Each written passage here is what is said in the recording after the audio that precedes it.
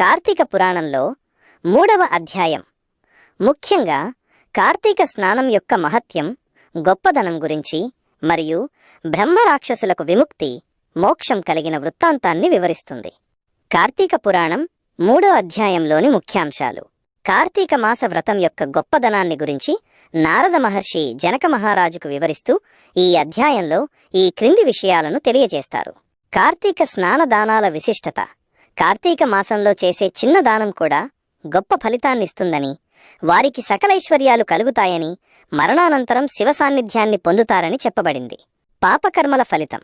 భోగభాగ్యాల వెంటపడి కార్తీక స్నానాలు చేయక అవినీతి పరులై తిరిగేవారు కడకు కోడి, కుక్క, పిల్లి వంటి క్షుద్ర జన్మలు ఎత్తుతారని, కనీసం శుక్ల పౌర్ణమి రోజునైనా స్నానదానాలు చేయకపోతే చండాల జన్మలు ఎత్తి బ్రహ్మరాక్షసిగా పుడతారని వివరించబడింది. బ్రహ్మరాక్షసులకు విముక్తి. దీనికి సంబంధించిన ఒక ఇతిహాసాన్ని నారదుడు వివరిస్తాడు. కొందరు బ్రహ్మరాక్షసులు బ్రాహ్మణ రూపంలో ఉన్న ఒక విప్రోత్తముడిని చూసి తమకు గత జన్మజ్ఞానం కొద్దిగా కలిగిందని చెప్పి తమ రాక్షస రూపానికి కారణమైన వృత్తాంతాన్ని వివరించారు. మొదటి రాక్షసుడి వృత్తాంతం. తాను ద్రావిడ దేశానికి చెందిన మహాపండితుడినని, గర్వంతో న్యాయాన్యాయ విచక్షణ లేకుండా పశువులా ప్రవర్తించానని, బాటసారుల వద్ద, అమాయకుల వద్ద ధనాన్ని దౌర్జన్యంగా లాక్కుని దుర్వ్యసనాలలో పడి భార్యాబిడ్డలను సుఖపెట్టలేదని, పండితులను అవమానపరిచానని, లోకకంటకుడిగా ప్రవర్తించానని చెప్పాడు. దాని ఫలితంగా తనకు ఈ రాక్షస రూపం వచ్చిందని, గోదావరి క్షేత్రంలోని ఒక వటవృక్షం వద్ద ఉంటూ కార్తీక వ్రతం ఆచరించిన బ్రాహ్మణుడి పుణ్యఫలం ద్వారా పునర్జన్మ పొందుతావని శాపం వచ్చిందని తెలియజేశాడు. రెండవ రాక్షసుడి వృత్తాంతం.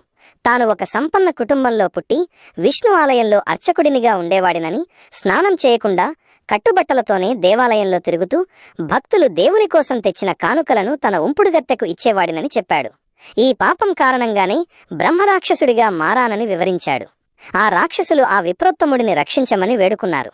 ఈ విధంగా ఈ అధ్యాయం కార్తీక మాసంలో స్నానం, దానం, వ్రతం ఆచరించడం ఎంత ముఖ్యమో తెలియజేస్తూ పాపకర్మల ఫలితం తీవ్రంగా ఉంటుందని, వాటిని కేవలం కార్తీక వ్రతం ద్వారానే పోగొట్టుకోవచ్చని నొక్కి చెబుతుంది.